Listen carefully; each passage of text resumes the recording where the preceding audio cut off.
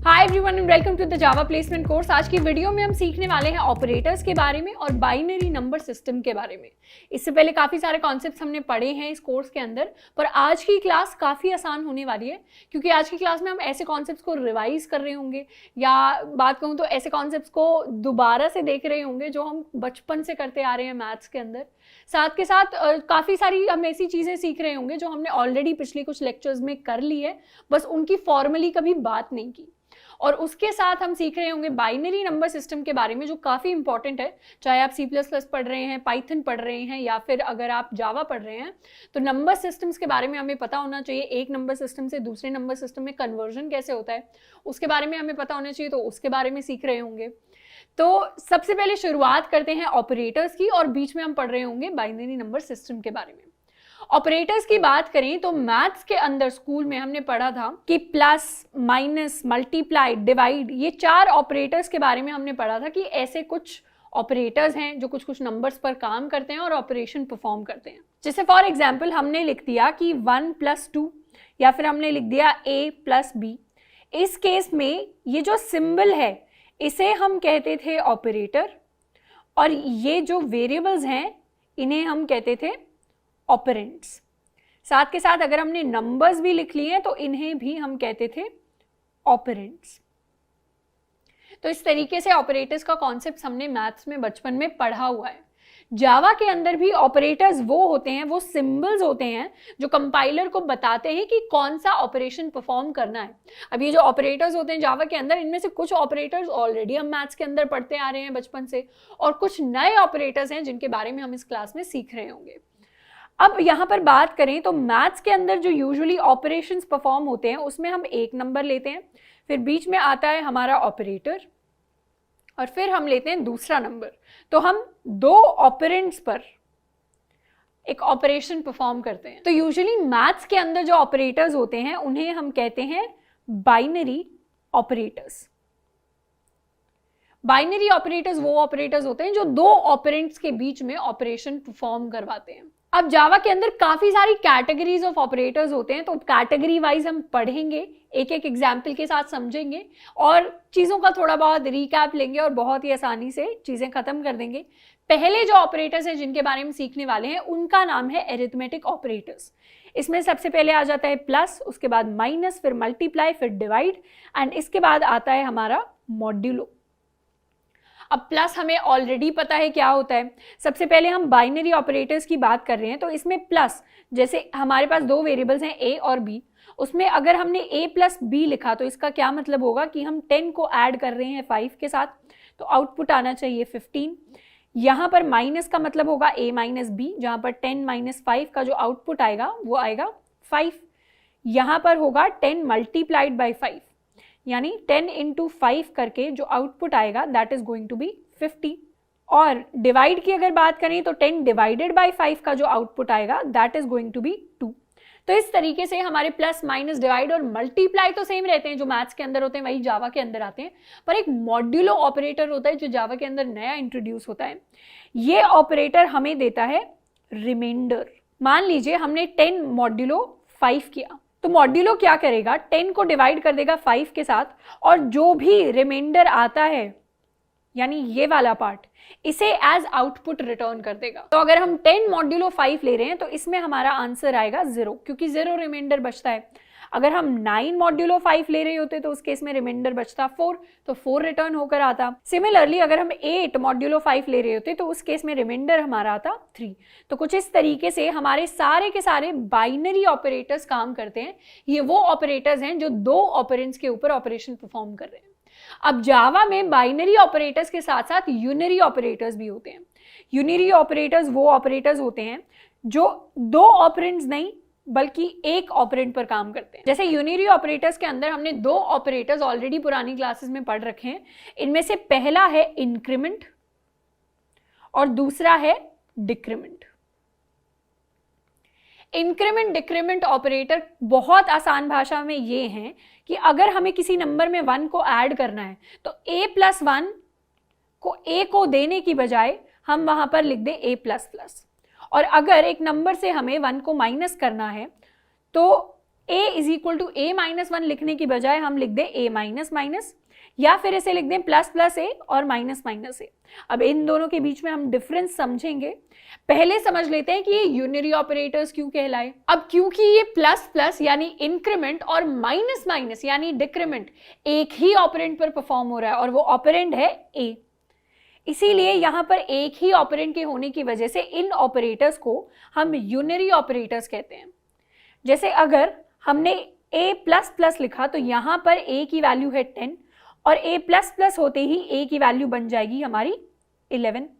ऐसे ही b minus minus लिखा तो शुरुआत में b की वैल्यू है 5 और b माइनस माइनस लिखते ही b की वैल्यू बन जाएगी 4।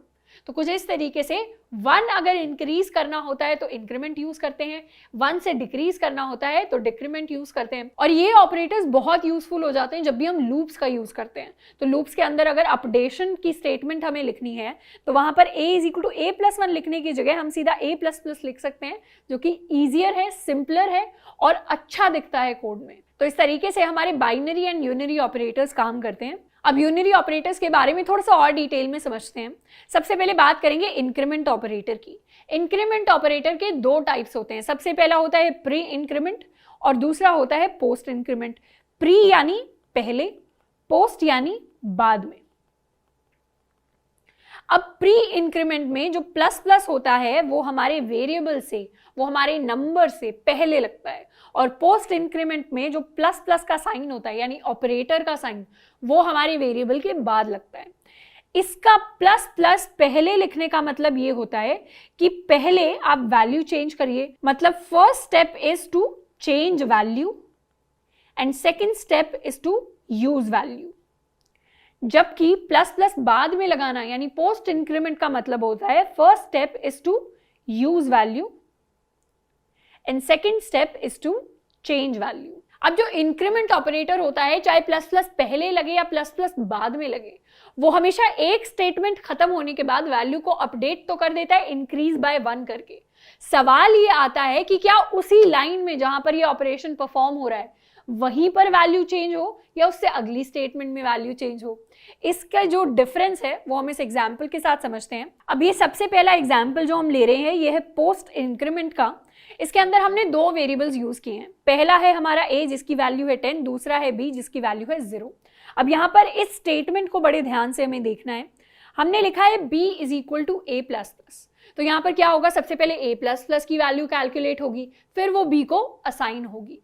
अब क्योंकि हमने प्लस प्लस बाद में लिखा है और प्लस प्लस बाद में लिखने का रूल कहता है कि पहले आप वैल्यू को यूज करिए फिर आप वैल्यू को चेंज करिए, तो पहले हम वैल्यू को यूज करेंगे फिर हम वैल्यू को चेंज करेंगे। तो a की वैल्यू पहले क्या है, a की वैल्यू है हमारे पास 10, तो b को हम असाइन कर देंगे 10 और a में अपडेट करके कर देंगे 11। तो पहले वैल्यू को यूज किया, यूज किस लिए किया, b को असाइन करने के लिए, और दूसरे स्टेप में हमने वैल्यू को चेंज कर दिया यानी अपडेट कर दिया 10 को 11 बना दिया। अब जब यहाँ पर a प्रिंट करेंगे तब तो 11 प्रिंट होगा क्योंकि a की वैल्यू चेंज हो गई है 11 में, लेकिन b प्रिंट करेंगे तो यहाँ पर प्रिंट होगा 10। अब वहीं पर अगर हम प्री इंक्रीमेंट के एग्जाम्पल की बात करें तो वहां पर भी a की वैल्यू 10 है, b की वैल्यू 0 है। हमने स्टेटमेंट लिखी है b is equal two plus plus a, और प्लस प्लस पहले लिखने का मतलब प्री इंक्रीमेंट का रूल कहता है कि पहले आप वैल्यू चेंज करिए उसके बाद आप वैल्यू को अपडेट करिए, और प्लस प्लस यानी प्री इंक्रीमेंट का रूल ये कहता है कि पहले आप वैल्यू को अपडेट करिए बाद में आप वैल्यू को यूज करिए। तो पहले वैल्यू को अपडेट करेंगे यानी हमारा जो 10 है वो पहले तो बन जाएगा 11 एंड उसके बाद b में 11 असाइन होगा यानी a की वैल्यू असाइन होगी तो b की वैल्यू बन जाएगी 11। तो यहाँ पर अगर हम a प्रिंट करेंगे तो प्रिंट होगा 11 और b प्रिंट करेंगे तो प्रिंट होगा 11। इस तरीके से प्री इंक्रीमेंट में तो ऑलरेडी इंक्रीमेंटेड वैल्यू डली यानी 11 यूज हुई सेम लाइन के अंदर, जबकि पोस्ट के अंदर हमारी वैल्यू जो b के अंदर गई दैट इज 10 यानी वो वैल्यू चेंज होने से पहले वाली जो वैल्यू थी वो b के अंदर जाकर स्टोर हुई। तो कुछ इस तरीके से प्री इंक्रीमेंट और पोस्ट इंक्रीमेंट अलग अलग होते हैं। वहीं पर अगर हम डिक्रीमेंट की बात करें, डिक्रीमेंट यानी एक से घटा देना, उसमें भी हमारे पास प्री और पोस्ट दोनों होते हैं। प्री के अंदर हम माइनस माइनस पहले लिखते हैं, पोस्ट के अंदर हम माइनस माइनस बाद में लिखते हैं। इसमें अगर प्री का एग्जाम्पल लें तो इसमें a की वैल्यू 10 है, b की वैल्यू 0 है, और अगर b is equal to minus minus a हम स्टेटमेंट लें तो यहाँ पर भी प्री का रूल वही कहता है, पहला स्टेप होगा वैल्यू चेंज करना, दूसरा स्टेप होगा वैल्यू असाइन करना। तो पहला स्टेप यानी वैल्यू चेंज में a को अपडेट करके 10 से हमने कर दिया 9, और दूसरा स्टेप b जिसमें हमें असाइन करना था उसमें a की वैल्यू b के पास आ गई यानी 9, तो a प्रिंट करेंगे तो 9 प्रिंट होगा, b प्रिंट करेंगे तो भी 9 प्रिंट होगा। वहीं पर अगर पोस्ट डिक्रीमेंट का एग्जाम्पल लें तो इसके अंदर a की वैल्यू है 10, b की 0, अगर b is equal to a minus minus ले तो पोस्ट का रूल ये कहता है कि सबसे पहले आप वैल्यू असाइन करिए या फिर पुरानी वैल्यू को यूज करिए, और दूसरा कहता है कि उसके बाद आप वैल्यू को चेंज करिए। यानी b को हम वैल्यू दे देंगे 10 और a की वैल्यू को उसके बाद हम चेंज कर रहे होंगे, यानी a को अपडेट कर देंगे 10 से 9। तो a प्रिंट करेंगे तो प्रिंट होगा 9, b प्रिंट करेंगे तो प्रिंट होगा 10। तो कुछ इस तरीके से हमारे पास आउटपुट में डिफरेंसेस निकल कर आते हैं जब भी हम पोस्ट इंक्रीमेंट और प्री इंक्रीमेंट का यूज करते हैं या पोस्ट डिक्रीमेंट और प्री डिक्रीमेंट का यूज करते हैं। अब इसके बाद एक और तरीके के ऑपरेटर्स हमारे पास आते हैं जिनको हम नाम देते हैं रिलेशनल ऑपरेटर्स। रिलेशनल ऑपरेटर्स क्या करते हैं, दो वैल्यूज के बीच में रिलेशन बताते हैं। जैसे हम मैथ्स में लिखा करते थे कि क्या a is less than b, is 2 less than 3, is 2 less than 5। तो इस तरीके से हम लेस देन का, मोर देन का, less than equal to, more than equal to, not equal to, इस तरीके के रिलेशंस बनाते हैं। तो सबसे पहले इसमें ऑपरेटर जो आता है वो आता है इक्वल टू ऑपरेटर। तो इक्वल टू ऑपरेटर चेक करता है कि क्या दो वैल्यूज इक्वल हैं।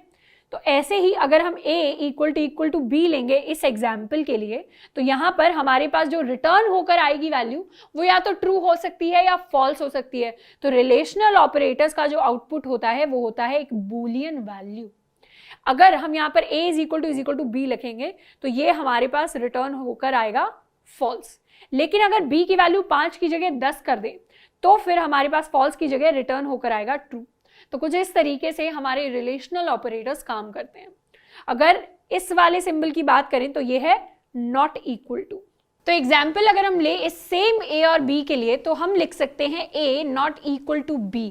अब ये जो वैल्यू है ये जावा के अंदर ट्रांसलेट होगी 10 नॉट इक्वल टू 5, जो कि एक ट्रू स्टेटमेंट है। तो इसके लिए जावा रिटर्न करेगा हमें ट्रू। लेकिन अगर b की वैल्यू 10 होती तो उस केस में जावा रिटर्न करता फॉल्स। इसके बाद थर्ड ऑपरेटर जिसकी हम बात करेंगे उसका नाम है ग्रेटर देन ऑपरेटर।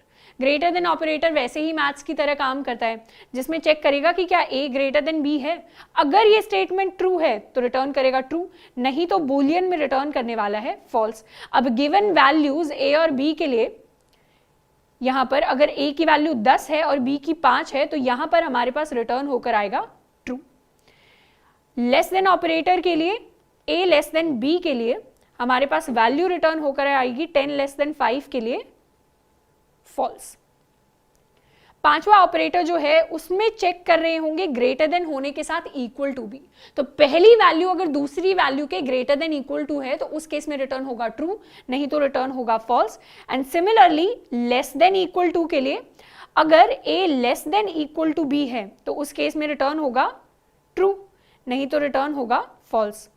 अब जैसे एग्जाम्पल ले, अगर a की वैल्यू 15 है और b की वैल्यू भी 15 है तो a less than equal to b के लिए जो वैल्यू रिटर्न होगी that is going to be true, लेकिन a लेस देन b के लिए जो वैल्यू रिटर्न होगी that is going to be false. तो जब हमें लेस देन के साथ इक्वल टू भी यूज करना हो तो हम ये वाला ऑपरेटर यूज करेंगे। एंड इस तरीके से हम दो नंबर्स के बीच में, दो वैल्यूज के बीच में रिलेशनशिप्स एस्टैब्लिश करते हैं जावा के अंदर। अब नेक्स्ट बात करते हैं हम लॉजिकल ऑपरेटर्स की। लॉजिकल ऑपरेटर्स यानी वो चेक करते हैं कि कोई स्टेटमेंट लॉजिकली करेक्ट है या नहीं है। अब लॉजिकली सिर्फ सिंगल स्टेटमेंट चेक नहीं होती जावा में, हम मल्टीपल स्टेटमेंट्स को चेक कर सकते हैं। अगर हम कॉलेज के अंदर कंप्यूटर साइंस, आईटी या फिर इलेक्ट्रॉनिक्स जैसी ब्रांच से आ रहे हैं तो हम वहां पर हम गेट्स के बारे में पढ़ते हैं और गेट्स में लॉजिक इंप्लीमेंट होते हैं। तो ये लॉजिकल ऑपरेटर्स एक तरीके से वहीं से आए हैं जहां पर आप दो गेट्स को जोड़ते हैं या दो गेट्स को आप अलग अलग कॉम्बिनेशंस में अरेंज करते हैं। लॉजिकल ऑपरेटर्स में पहला लॉजिकल ऑपरेटर है लॉजिकल एंड। इसका क्या मतलब है? एंड करना, यानी दो स्टेटमेंट्स के लॉजिक को कंबाइन कर देना। जैसे मान लीजिए हमारे पास होगी स्टेटमेंट 1 और स्टेटमेंट 2, और अगर ये दोनों स्टेटमेंट सच हैं तभी हमारा फाइनल रिजल्ट ट्रू होगा। अगर इन दोनों स्टेटमेंट में से एक भी फॉल्स है तो हमारा फाइनल रिजल्ट फॉल्स हो जाएगा। जैसे एग्जाम्पल लेते हैं that 3 is a multiple of 3 and 3 is a multiple of 1। अब ये दोनों ही स्टेटमेंट ट्रू हैं, तो इस केस में क्या होगा? इस केस में फाइनल आउटपुट निकल कर आएगा ट्रू। लेकिन अगर हम यहां पर 3 की जगह 2 कर दें तो उस केस में हमारा फाइनल आउटपुट बन जाएगा फॉल्स। तो दोनों में से एक भी स्टेटमेंट अगर फॉल्स हो जाएगी तो फाइनल आउटपुट में फॉल्स आएगा। अब इसमें कोड की हेल्प से कैसे लिख सकते हैं? कोड की टर्म्स में हमारी पहली स्टेटमेंट हो सकती है कुछ वेरिएबल से रिलेटेड, जैसे हमने a की वैल्यू को ले लिया 10, b को ले लिया 20 और c को ले लिया 30। अब अगर a is less than b and b is less then c, ये स्टेटमेंट, ये मिनी स्टेटमेंट जो है a लेस देन b वाली, ये अपने आप में ट्रू है क्योंकि a की वैल्यू b से लेस है तो वो ट्रू रिटर्न करेगा, और b की वैल्यू c से लेस है तो ये भी ट्रू रिटर्न करेगा बूलियन का। अब ये जो दोनों बूलियन के ट्रू हैं इनमें एंड ऑपरेटर आ जाएगा बीच में, तो फाइनल रिजल्ट भी हमारे पास आएगा ट्रू। अब इसी तरीके से सेकंड ऑपरेटर जो होता है दैट इज लॉजिकल और। लॉजिकल और क्या करता है कि अगर एक ट्रू है और दूसरा फॉल्स हो या ट्रू, फिर उसे फर्क नहीं पड़ता, सिर्फ दोनों स्टेटमेंट्स में से या मल्टीपल स्टेटमेंट्स अगर लिखी है, मान लीजिए 3 स्टेटमेंट्स लिखी हैं, 5 स्टेटमेंट्स लिखी हैं, उसमें से अगर एक भी ट्रू हो जाए तो उस केस में वो रिटर्न कर देता है हमारे पास ट्रू। तो अगर मल्टीपल स्टेटमेंट्स लिखी हैं जैसे स्टेटमेंट 1 और स्टेटमेंट 2 और स्टेटमेंट 3 एंड सो ऑन, तो लॉजिकल और तब तक चेक करता रहेगा जब तक उसे अपनी पहली ट्रू स्टेटमेंट नहीं मिलती। जैसे ही उसको पहली ट्रू स्टेटमेंट मिल जाएगी वहां पर हम ऑपरेशन को खत्म कर देंगे और वहां पर वो रिटर्न कर देगा ट्रू। अब इसका भी एक एग्जाम्पल समझते हैं। एग्जाम्पल के अंदर मान लीजिए हमारे पास सेम वेरिएबल्स हैं a b c। अब उसमें हमने लिखा है a is less than b और c is less then a। अब इस केस में a is less than b तो ट्रू स्टेटमेंट है बिकॉज 10 इज लेस देन 20, लेकिन c is less then a एक फॉल्स स्टेटमेंट है, मतलब 30 लेस देन 10 एक फॉल्स स्टेटमेंट है, तो ये रिटर्न करेगा हमारे पास फॉल्स। बट इन दोनों का जो रिजल्टेंट होकर आएगा दैट विल बी ट्रू। तो कुछ इस तरीके से और हमारे पास काम करता है जावा के अंदर। अब इसका अगर छोटा सा मैप हम बना लें 2 स्टेटमेंट्स का एग्जाम्पल लेके, तो वो मैप कुछ इस तरीके का बनेगा। अगर हमारी स्टेटमेंट 1 और स्टेटमेंट 2 की हम बात करें, स्टेटमेंट 1 अगर ट्रू है स्टेटमेंट 2 भी ट्रू है, ये ट्रू है ये फॉल्स है, ये फॉल्स है ये ट्रू है, और ये फॉल्स है और दूसरी स्टेटमेंट भी फॉल्स है, तो उस केस में एंड हमारे पास क्या रिटर्न करेगा? एंड इस केस में रिटर्न करेगा ट्रू। इस केस में क्योंकि एक स्टेटमेंट फॉल्स होगी तो रिटर्न करेगा फॉल्स, इस केस में भी रिटर्न करेगा फॉल्स, और इस केस में तो दोनों ही फॉल्स हैं तो एंड रिटर्न करेगा फॉल्स। लेकिन और की अगर बात करें तो जब दोनों स्टेटमेंट्स ट्रू हैं तो रिटर्न करेगा ट्रू। अगर एक स्टेटमेंट ट्रू है एक फॉल्स है तो और को तो सिर्फ एक ही स्टेटमेंट ट्रू चाहिए, तो इस केस में ट्रू रिटर्न करेगा, इसमें भी ट्रू रिटर्न करेगा, एंड लास्ट केस में हमारे पास रिटर्न होकर आ रहा होगा फॉल्स क्योंकि दोनों स्टेटमेंट्स फॉल्स हैं। तो कुछ इस तरीके से और एंड हमारे पास logically true and false return करेंगे। अब लास्ट ऑपरेटर की अगर बात करें तो लास्ट ऑपरेटर है लॉजिकल नॉट। लॉजिकल नॉट जो ऑपरेटर है इसका काम है कि जो भी स्टेटमेंट है, मतलब जो भी लॉजिक हमें दिया हुआ है उसका ये उल्टा कर देगा। अगर हमें कोई ट्रू स्टेटमेंट दी है उसे फॉल्स बना देगा, अगर कोई ऐसी स्टेटमेंट है जिसका आउटपुट फॉल्स आएगा तो उस आउटपुट को ये रिवर्स करके ट्रू बना देगा। जैसे अगर हमने लिखा if a is less than b, जहां पर a की वैल्यू 10 है और b की वैल्यू 20 है, तो ऑब्वियसली हमें पता है कि a is less than b, मतलब 10 लेस देन 20 हमारे पास रिटर्न करेगा ट्रू। लेकिन अगर हम इस पूरी की पूरी स्टेटमेंट के सामने नॉट लगा दें, इस एक और पेरेंथेसिस के अंदर अपनी स्टेटमेंट को डालकर, तो ये ट्रू एक और बार रिवर्स होगा और बन जाएगा फॉल्स। तो इफ के अंदर एक फॉल्स कंडीशन होगी और यहां पर इफ का जो हमने ब्लॉक ऑफ स्टेटमेंट्स लिखी होंगी वो कभी एग्जीक्यूट ही नहीं होंगी। तो इसलिए नॉट, लॉजिकल नॉट जो होता है उसको कहां पर यूज करना है, किस तरीके से यूज करना है, क्या हमारा लॉजिक उल्टा हो रहा है, क्या हम सही तरीके से उसको यूज कर रहे हैं, उसका हमें काफी ज्यादा ध्यान रखना पड़ता है जब भी हम आगे जाकर प्लेसमेंट के क्वेश्चन सॉल्व कर रहे हैं या फिर किसी वेबसाइट पर जाकर क्वेश्चन सॉल्व कर रहे हैं तब। अब लॉजिकल ऑपरेटर्स के बाद बात करेंगे हमारे बाइनरी नंबर सिस्टम की। सबसे पहले बात करते हैं कि मैथ्स के अंदर हमने नंबर्स पढ़े हैं, वो नंबर्स होते हैं 1 2 3 4 5 6 7 8 9 और शुरू होते हैं 0 से 1 की जगह।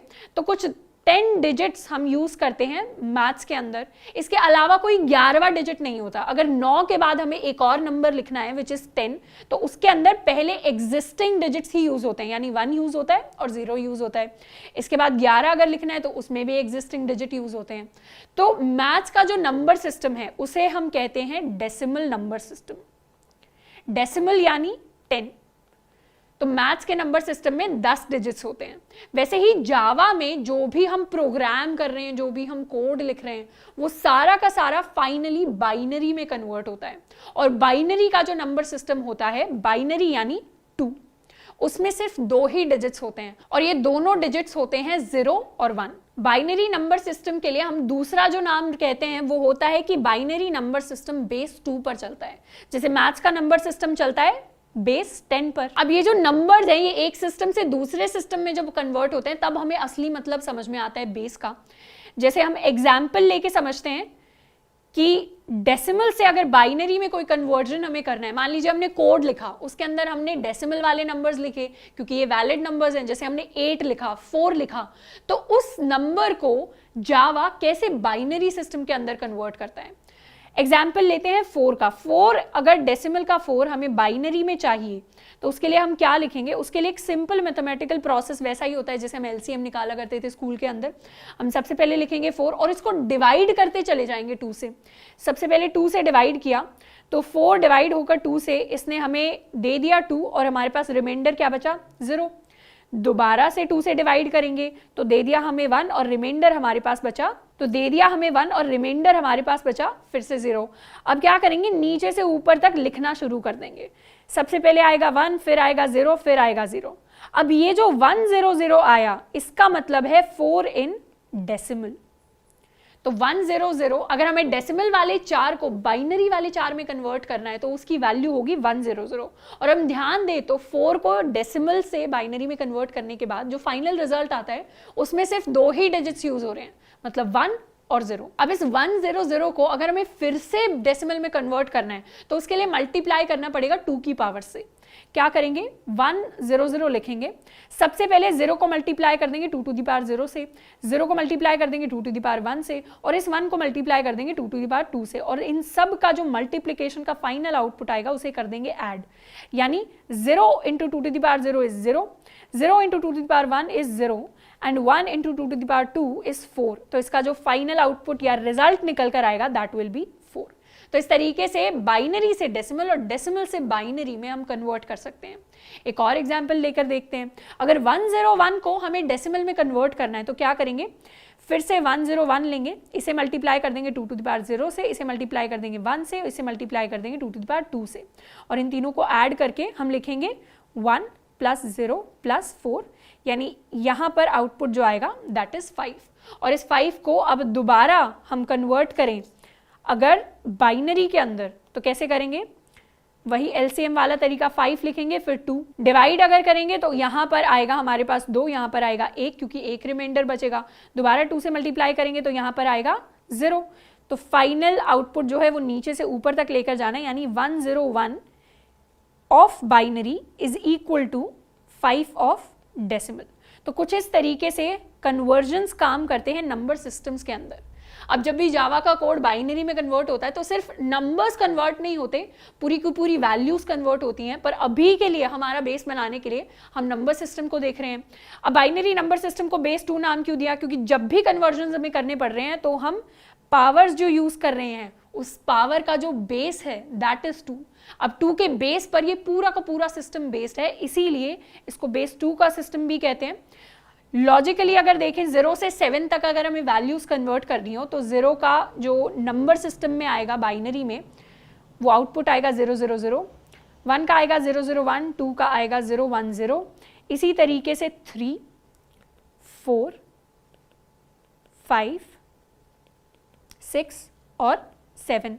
अब दीदी 7 तक हमने लिख लिया, 8 में क्या करेंगे? क्योंकि यहां पर तो सारे possible combinations in zeros of 1 use हो गए।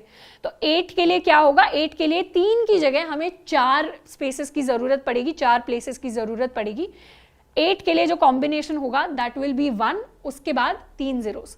9 के लिए जो कॉम्बिनेशन होगा वो होगा 1 0 0 1। तो इस तरीके से हमारे डिफरेंट कॉम्बिनेशंस निकल कर आते हैं बाइनरी नंबर सिस्टम में। अब सिर्फ बाइनरी नंबर सिस्टम ही नहीं होता, इसके अलावा और भी बेसिस पर बेस सिस्टम्स होते हैं, जैसे हमारा ऑक्टल सिस्टम हो गया जो बेस 8 पर है, हमारा हेक्साडेसिमल सिस्टम हो गया जो कि बेस 16 पर है। अब जावा के अंदर जब मेमोरी का एड्रेस कैलकुलेट होता है, जैसे एड्रेस की हम बात करते हैं कि एरेज में जब भी कुछ स्टोर होता है तो वो लाइन में स्टोर होता है मेमोरी के अंदर, तो मेमोरी का जो एड्रेस होता है वो हेक्साडेसिमल में लिखा जाता है।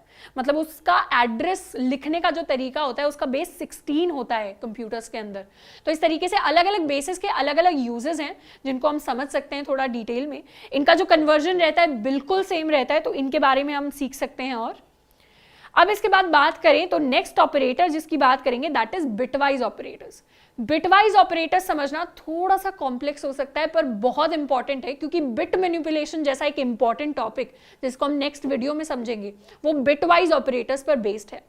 अब जब भी हमारे जो डिफरेंट नंबर्स होते हैं या डिफरेंट वैल्यूज होती हैं कोड के अंदर, वो बिट्स की फॉर्म में कन्वर्ट होकर आती हैं, तो उसके बाद उन पर कुछ ऑपरेशंस हम परफॉर्म कर सकते हैं। ये स्पेशल ऑपरेशंस होते हैं और इनमें से कुछ कुछ लॉजिकली इंप्लीमेंट किए जाते हैं। तो इन एक एक ऑपरेशंस को हम समझेंगे और इन ऑपरेशंस का आगे जाकर यूज बहुत सारे शॉर्टकट्स को क्रिएट करने में यूज होता है। इसके अलावा डायनेमिक प्रोग्रामिंग एक ऐसी अप्रोच है जिसमें अगर हम बिट मैनिपुलेशन यूज करें तो हमारी जो स्पेस रिक्वायरमेंट होती है, हमारी जो मेमोरी कंजम्पशन होती है कोड की, वो बहुत ज्यादा डिक्रीज हो जाती है। तो काफी सारे इंपॉर्टेंट यूजेस हैं स्पेशली उन लोगों के लिए जो आगे जाकर कंपेटिटिव प्रोग्रामिंग करना चाहते हैं। तो बिटवाइज ऑपरेटर्स में सबसे पहला जो ऑपरेटर है दैट इज बाइनरी एंड। हम क्या करेंगे, हम दो एग्जाम्पल्स को लेकर चलेंगे। इसमें से सबसे पहला है ए और दूसरा है बी। इन दोनों ऑपरेंड्स ए और बी के ऊपर हम डिफरेंट बिटवाइज ऑपरेटर्स से ऑपरेशन परफॉर्म करेंगे और इनके आउटपुट्स को हम एनालाइज करेंगे। तो सबसे पहले बात करेंगे बाइनरी एंड की, तो 0 1 0 1 is A and 0 1 1 0 is B. अब इसमें हमें एंड लगाना है। हमने ऑलरेडी पढ़ लिया कि एंड क्या करता है, अगर दो वैल्यूज ट्रू होती हैं तभी वो ट्रू देता है, बाकी सारे केसेस में हमें फॉल्स रिटर्न करता है। अब यहां पर ट्रू की जगह हमारे पास आ गया है 1 और फॉल्स की जगह हमारे पास आ गया है 0। तो 1 को हम ट्रीट करेंगे एज ट्रू एंड 0 को ट्रीट करेंगे एज फॉल्स। तो यहां पर सबसे पहले ये कंबाइन होगा, तो जैसे एडिशन किया करते थे, सब्ट्रैक्शन किया करते थे, मल्टीप्लिकेशन किया करते थे मैथ्स के अंदर, वैसे ही यहां पर हम बिट्स के साथ खेलेंगे। सबसे पहले एंड अगर करेंगे 1 0, इसका आउटपुट आएगा 0, 0 1 का आउटपुट आएगा 0, 1 1 का हमारे पास आउटपुट आने वाला है 1 और 0 0 का हमारे पास आउटपुट आने वाला है 0। तो जो फाइनल आउटपुट निकल कर आया दैट इज 0 1 0 0। तो किसी कोड के अंदर अगर लिखा है ए एंड बी, तो उस केस में यहाँ पर जो फाइनल वैल्यू निकल कर आने वाली है वो अगर किसी तीसरे वेरिएबल यानी सी में असाइन होती है, तो सी के पास फाइनली जो वैल्यू आएगी दैट विल बी 0 1 0 0। तो इस तरीके से एंड काम करता है। अब जब भी हम ऑपरेटर्स की बात कर रहे हैं, हमें एक सिंगल एम्परसेंट और दो एम्परसेंट्स को अलग अलग तरीके से ट्रीट करना है। सिंगल एंड जो होता है ये हमारा बिटवाइज एंड होता है और डबल एंड जो होता है ये हमारा लॉजिकल एंड होता है। तो दोनों के बीच में हमें डिफरेंस काफी तरीके से याद रहना है, क्योंकि कभी कभी हम 2 एम्परसेंट की जगह सिंगल एम्परसेंट टाइप कर देते हैं एंड उसके बाद बिट्स में हमारा आउटपुट हमारे पास आ रहा होता है। एंड जब भी एक नॉन जीरो वैल्यू इफ के अंदर जाती है, यानी मान लीजिए हमें ए एंड बी की जगह अगर हमने सिंगल एम्परसेंट लगा दिया तो उसके बाद हमारे पास कोई बिट वाली वैल्यू आई होगी और जब भी वो बिट वाली वैल्यू नॉन जीरो होगी तो उसका आउटपुट जो होगा वो ट्रू होगा। उस केस में हमारा जो लॉजिक है वो बिगड़ सकता है, इसलिए कहां पर बिटवाइज और यूज करना है, कहां पर लॉजिकल और यूज करना है, इस चीज का हमें खास ध्यान रखना है जब भी हम नंबर्स के साथ खेल रहे हैं कोड में। दूसरे अगर ऑपरेटर की बात करें तो दूसरा ऑपरेटर है बाइनरी और। अगर A लिखें विच इज 0 1 0 1, B लिखें विच इज 0 1 1 0 एंड इनके ऊपर और परफॉर्म करें, तो 1 और 0 यानी ट्रू और फॉल्स का जो आउटपुट होगा वो होगा ट्रू यानी 1, 0 और 1 का आउटपुट 1, 1 और 1 का आउटपुट 1, 0 और 0 का आउटपुट होगा 0। तो इस तरीके से 0 और 1 1 ये हमारा फाइनल आउटपुट निकल कर आएगा। तीसरा ऑपरेटर, इसका नाम है बाइनरी एक्सॉर। एक्सॉर क्या करता है कि अगर सिमिलर वैल्यूज हैं उस केस में रिटर्न करेगा फॉल्स और डिफरेंट वैल्यूज हैं उस केस में रिटर्न करेगा ट्रू।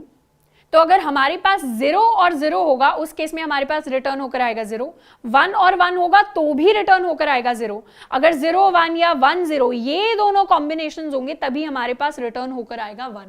तो इस तरीके का लॉजिक रहता है। अगर अपना एग्जाम्पल देखें तो 0 1 0 1 और 0 1 1 0 पर हम XOR परफॉर्म करें तो इसका आउटपुट क्या आएगा, 1 और 0 क्योंकि डिफरेंट है यहां पर आएगा 1, 0 और 1 के लिए भी 1, 1 और 1 के लिए 0 और 0 0 के लिए भी 0, तो फाइनल आउटपुट होगा 0 0 1 1। इसके बाद जो ऑपरेटर आता है उसका नाम है बाइनरी कॉम्प्लीमेंट। बिट्स के अंदर कॉम्प्लीमेंट होता है 1 को 0 में कन्वर्ट कर देना और 0 को 1 में कन्वर्ट कर देना। तो इस तरीके से अगर हम A का एग्जाम्पल लें 0 1 0 1 तो कॉम्प्लीमेंट ऑफ A क्या होगा, वो होगा 1 0 1 0। तो जब भी हमें किसी भी बिट का कॉम्प्लीमेंट चाहिए तो उसके सामने हम टिल्ड वाला जो सिंबल है वो लिख देते हैं। ये सिंबल यूजुअली कीबोर्ड्स में लेफ्ट हैंड साइड पे दिखता है सबसे ऊपर की तरफ, अगर हमने आज तक इसका यूज नहीं किया है तो इस तरीके का एक सिंबल आपको मिल रहा होगा अपने कीबोर्ड के ऊपर। इसको प्रेस करने के बाद किसी भी बाइनरी वैल्यू का कॉम्प्लीमेंट हमारे पास आ जाता है। अब बिट्स के अंदर जब भी किसी नेगेटिव नंबर को पॉजिटिव में कन्वर्ट करना होता है या पॉजिटिव नंबर को नेगेटिव में कन्वर्ट करना होता है उस केस में हम कॉम्प्लीमेंट का यूज करते हैं। तो वो चीजें हम बिट मैनिपुलेशन की क्लास में सीख रहे होंगे। नेक्स्ट ऑपरेटर है हमारा बाइनरी लेफ्ट शिफ्ट। अब ये बाइनरी लेफ्ट शिफ्ट एक ऐसा ऑपरेटर है जो अगर हम पहली बार बिट्स पढ़ रहे हैं तो हमें काफी नया कॉन्सेप्ट लग सकता है। मान लीजिए हमारे पास काफी लंबा नंबर है जिसके अंदर बहुत सारी बिट्स हैं, जैसे 1 1 0 0 1 1 0 0। हम चाहते हैं कि ये सारी की सारी बिट्स जो हैं वो या तो एक पोजीशन लेफ्ट शिफ्ट कर जाएं या एक पोजीशन राइट शिफ्ट कर जाएं और उनकी जगह जो खाली जगह बच जाएगी वहां पर जीरोस आ जाएं। तो इस तरीके के ऑपरेशंस जो हैं उसको परफॉर्म करने के लिए हम बाइनरी लेफ्ट शिफ्ट और बाइनरी राइट शिफ्ट का यूज करते हैं। एग्जाम्पल देखते हैं किस तरीके से यूज करते हैं। सबसे पहले लिखने का फॉर्मेट ये रहता है कि हम लिखते हैं अपना नंबर, उसके बाद आएगा हमारा ऑपरेटर एंड उसके बाद कितने पोजीशन तक हमें शिफ्ट करना है वो। तो हमारा नंबर यहां पर हो गया है A का, अगर हम एग्जाम्पल ले और उसमें हमें 1 पोजीशन से हर किसी नंबर को शिफ्ट करना है तो उसमें हम लिखेंगे A लेफ्ट शिफ्ट 1। तो उस केस में क्या होगा, 0 1 0 1 अगर है तो लेफ्ट की तरफ सारी बिट्स शिफ्ट हो जाएंगी। इसको थोड़ा सा और विजुअलाइज करते हैं। मान लीजिए पहले हमारे पास 4 स्पेसेस खाली थी 0 1 0 1। अब इसमें आसपास भी बहुत सारी स्पेसेस खाली हैं और हर जगह स्टोर्ड है अभी के लिए 0, पर वो स्पेसेस हमारे पास विजिबल नहीं है क्योंकि ये सिर्फ 4 बिट्स का नंबर है। लेकिन जैसे ही हम सारे की सारी बिट्स को लेफ्ट की तरफ शिफ्ट करते हैं, लेफ्ट की तरफ एक पोजीशन से खिसका देते हैं, तो क्या होगा, हमारा 0 यहां आ जाएगा, हमारा 1 यहां आ जाएगा, हमारा 0 यहां आ जाएगा और हमारा 1 यहां आ जाएगा। तो नया जो हमारे पास पोजीशंस का ग्राफ आएगा उसमें यहां पर तो 1 होगा, यहां पर 0 होगा, यहां पर 1 होगा और यहां का 0 यहां आ जाएगा तो यहां पर 0 हो जाएगा। तो फाइनल नंबर जो निकल कर आएगा लेफ्ट शिफ्ट करने के बाद दैट विल बी 1 0 1 0। तो इस तरीके से हम A को ट्रांसफॉर्म कर सकते हैं इस वैल्यू में। अगर सेम एग्जाम्पल हम B के लिए ले, अगर B को हमें लेफ्ट शिफ्ट करना हो बाय 1 तो उसके लिए क्या लिखेंगे, 0 1 1 0 लेफ्ट शिफ्ट बाय 1। तो उस केस में हमारे पास निकल कर आएगा 1 1 0 ये वाली 3 बिट्स एंड लास्ट में आएगा एक और 0। तो ये हमारा फाइनल आउटपुट होगा। उसी तरीके से अगर बिट्स को हमें लेफ्ट की तरफ नहीं राइट की तरफ शिफ्ट करना है तो उस केस में क्या होगा, हम सारी बिट्स को राइट की तरफ शिफ्ट करेंगे और आखिरी की जो खाली बिट होगी उसकी जगह हम लिख देंगे 0 को। जैसे A को अगर राइट शिफ्ट करना हो बाय 1 तो उस केस में क्या होगा, 0 1 0 1 को राइट शिफ्ट करने के बाद आंसर हमारे पास आएगा 0 0 1 0 एंड B को राइट शिफ्ट करना हो बाय 1 तो उस केस में 0 1 1 0 के लिए हमारे पास आउटपुट आएगा 0 0 1 1। तो ये हमारे फाइनल आउटपुट्स हैं। अब इसको याद कैसे कर सकते हैं, जैसे लेस देन वाले 2 साइंस है तो उसमें हम लेफ्ट की तरफ खींच रहे हैं तो वो लेफ्ट शिफ्ट ऑपरेटर है। ग्रेटर देन वाले 2 साइन है उसमें हम राइट की तरफ खींच रहे हैं तो वो राइट शिफ्ट ऑपरेटर है। तो इस तरीके से एक छोटा सा शॉर्टकट होता है इसको याद करने का। लास्ट जो ऑपरेटर्स की कैटेगरी है वो है हमारे असाइनमेंट ऑपरेटर्स। ये काफी आसान है। असाइनमेंट ऑपरेटर में क्या है, अगर हमें B की वैल्यू A को असाइन करनी है तो हम सिंपली लिखेंगे A is equal to B। इसमें क्या होगा, राइट साइड में जो भी वैल्यू लिखी है वो लेफ्ट साइड वाले वेरिएबल या लेफ्ट साइड वाले एक्सप्रेशन, लेफ्ट साइड में जो भी होगा उसको असाइन हो जाएगी।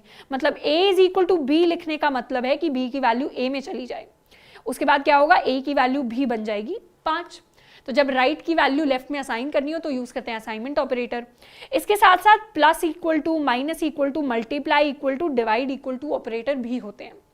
मान लीजिए हमें ऑपरेशन परफॉर्म करना है a is equal to a multiplied by b, या a is equal to a plus b, a is equal to a minus b, या a is equal to a divided by b, a is equal to a reminder b भी हम लिख सकते हैं। तो इस तरीके से अलग अलग ऑपरेशन हमें परफॉर्म करने होते हैं। अब इसको लिखने का एक शॉर्टकट होगा a multiply equal to b। मतलब a को पहले आप b से मल्टीप्लाई करिए, पहले मल्टीप्लिकेशन परफॉर्म करिए, फिर आप असाइनमेंट परफॉर्म करिए। तो a सबसे पहले b से मल्टीप्लाई होगा और फिर असाइन हो जाएगा खुद को ही। सिमिलर तरीके से अगर हमें a is equal to a plus b लिखना है तो हम लिखेंगे a plus equal to b। तो प्लस पहले परफॉर्म होगा, उसके बाद असाइनमेंट परफॉर्म होगा। तो अगर हमने यहां पर लिखा है a minus equal to B, तो इसका क्या मतलब हुआ, इस स्टेटमेंट का मतलब हुआ कि a is equal to a minus B. तो सबसे पहले a माइनस बी यानी 10 minus 5 is equal to a। तो a की वैल्यू हमारे पास निकल कर आ जाएगी 5। तो कुछ इस तरीके से डिफरेंट असाइनमेंट ऑपरेटर्स को भी हम यूज करते हैं कोड के अंदर। आई होप ये असाइनमेंट ऑपरेटर्स हमें काफी क्लियर हुए होंगे इस क्लास के अंदर। साथ के साथ बिट्स के बारे में हमने थोड़ा बहुत सीखा, नंबर सिस्टम के बारे में हमने थोड़ा बहुत सीखा। नेक्स्ट क्लास जो है बिट मैनिपुलेशन की, वो हमारी आखिरी क्लास होने वाली है जावा बेसिक्स के अंदर। उसके बाद हमने बेसिक से पूरा जावा कवर कर लिया होगा। जितनी भी चीजें प्रोग्रामिंग शुरू करने के लिए नेसेसरी हैं जावा के अंदर, जितना भी चीजें लॉजिक को एक्चुअली जावा में इंप्लीमेंट करने के लिए जरूरी है, वो हमने खत्म कर ली होंगी। आज के लिए इतना ही, मिलते हैं नेक्स्ट वीडियो में। Till then keep learning and keep practising.